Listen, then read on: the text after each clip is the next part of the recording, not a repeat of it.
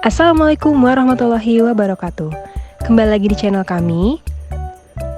Kali ini aku akan bahas beberapa hal seputar ibu hamil. Yang pertama, kenapa sih pentingnya memperhatikan asupan gizi saat hamil? Dan bagaimana nih dampaknya? Kemudian yang kedua, berapa kebutuhan gizi saat masa kehamilan? Karena biasanya berbeda ya saat masa hamil dan sebelum hamil. Kemudian yang ketiga, bagaimana sih komponen dan contoh menu yang baik untuk ibu hamil? Selanjutnya yang keempat, zat gizi apa saja nih yang penting untuk ibu hamil? Dan yang kelima, apa aja sih mitos dan fakta seputar makanan pada ibu hamil?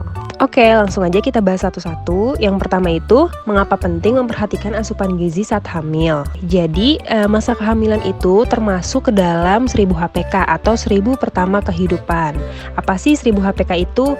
Nah, masa 1000 hari pertama kehidupan itu dimulai sejak pertama kali terjadi pembuahan atau terbentuknya janin dalam kandungan hingga buah hati kita nanti berusia 2 tahun. Momen ini merupakan waktu yang tepat untuk membangun fondasi kesehatan jangka panjang. Masa 1000 HPK ini sangat penting bagi tumbuh kembang buah hati dan dapat menentukan perkembangan kecerdasan secara jangka panjang juga. Oleh karena itu, biasanya masa ini disebut dengan masa emas atau golden age. Nah, ketika masa kehamilan selama 280 hari dalam kandungan ini kita tidak optimal memberikan asupan gizinya, maka perkembangan otak juga tidak optimal. Hal ini bisa berpengaruh terhadap kehidupan buah hati di masa yang akan datang. Jadi, membentuk gaya hidup yang sehat, memenuhi asupan nutrisi yang seimbang, sebaiknya mulai diterapkan dari masa awal kehamilan. Karena dalam jangka panjang, hal ini bisa mencegah buah hati kita mengalami kekurangan gizi, atau gagal tumbuh stunting, diabetes, obesitas, dan beberapa penyakit lainnya. Jadi dipengaruhi dari saat masa kehamilan ya. Selanjutnya, berapa sih kebutuhan gizi pada saat masa kehamilan? Nah, untuk di sini, untuk contoh, aku memberikan kebutuhan zat gizi pada masa kehamilan untuk usia produktif 19 sampai 29 tahun. Jadi, berdasarkan angka kecukupan gizi 2019, untuk usia ini diperlukan sebanyak 2250 kalori energi, 60 gram protein, 65 gram lemak, dan 360 gram karbohidrat. Nah, itu untuk orang yang normal. Kemudian ditambah dengan masa kehamilan, maka dia ada pertambahan energi. Untuk trimester 1, 180 kalori, trimester 2, 300 kalori, trimester 3, 300 kalori lagi. Jadi ini penambahannya khusus untuk ibu hamil. Nah, ini adalah contoh kecukupan gizi pada saat masa kehamilan untuk usia 19 sampai 29 tahun yang tidak memiliki gangguan kesehatan, kemudian berat badannya ideal, tidak memiliki riwayat penyakit tertentu. Jadi, untuk kalian yang usianya di bawah 19 tahun atau di atas 29 tahun, kalian harus lihat lagi ke angka kecukupan gizi. Tapi dengan syarat kalian memiliki berat tubuh ideal dan tidak memiliki gangguan kesehatan apapun ya. Karena sebenarnya kebutuhan energi itu harus dihitung secara pribadi, dipengaruhi oleh berat badan, tinggi badan, usia, aktivitas fisik, maupun riwayat penyakit. Jadi kalau kalian ingin tahu berapa sih kebutuhan harian kalian, jangan lupa hubungin ahli gizi kalian ya. Selanjutnya, apa aja sih komponen menu dalam sehari?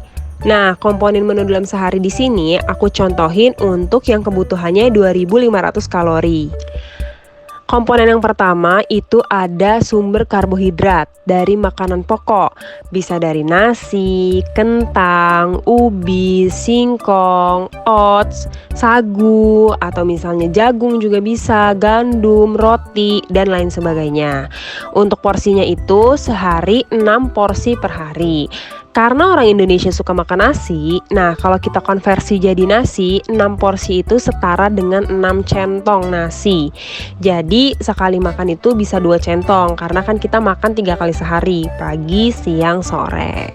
Tapi jangan hanya konsumsi nasi aja loh, kita harus konsumsi makanan yang beragam. Jadi kalau bisa, makanan pokoknya itu diganti-ganti, diseling-seling dengan makanan pokok lainnya. Karena ada beberapa hal nih yang bisa kita dapatkan di nasi, namun gak bisa didapatkan di jagung misalnya. Atau kebalikannya, misalnya di nasi itu gak ada, tapi di jagung itu ada zat gizi tertentu. Jadi kita harus tetap konsumsi makanan yang beraneka ragam. Untuk komponen berikutnya adalah lauk hewani. Lauk hewan ini berasal dari hewan, bisa telur, ayam, ikan, daging, dan lain sebagainya. Untuk kebutuhannya itu 3 porsi per hari. Biasanya 1 porsi itu 1 potong. Jadi kalau untuk 3 porsi itu bisa konsumsi 3 potong protein hewani. Komponen selanjutnya itu ada protein nabati. Protein nabati itu bisa berasal dari tahu, tempe, ataupun kacang-kacangan. Untuk protein nabati itu bisa dikonsumsi sebesar 4 porsi per hari. Biasanya 1 porsi itu sekitar 1-2 potong tempe. Kalau 1 potong itu biasanya 1 potong yang sedang, kemudian kalau 2 potong biasanya yang kecil-kecil. Komponen selanjutnya yang gak kalah penting itu adalah sayur. Untuk konsumsi sayur itu bisa 4 porsi per hari. Atau biasanya 1 porsi itu sekitar 100 gram sayuran. Nah, untuk sayuran kita harus konsumsi sayuran yang beraneka ragam. Dari bayam, kangkung, kacang panjang, labu siam, brokoli, kol, tomat, wortel, paprika, dan banyak sayuran lainnya. Komponen selanjutnya itu adalah buah. Nah, buah ini dikonsumsi sekitar 4 porsi sehari atau 4 buah. Buah ini dianjurkan mengkonsumsi buah yang beraneka ragam, jangan buah itu-itu aja. Ada pisang, nanas, melon, semangka, atau yang mudah kita temukan itu seperti jeruk gitu.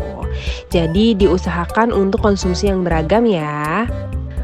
Untuk selanjutnya itu ada susu. Nah, kalau susu ini dianjurkan untuk minum 1 porsi per hari. Karena kebutuhan ibu hamil itu di kalsium akan meningkat selama kehamilan. Jadi dianjurkan untuk konsumsi susu 1 porsi sehari ya. Nah, komponen berikutnya yang terakhir dan gak boleh dilupain itu adalah air mineral.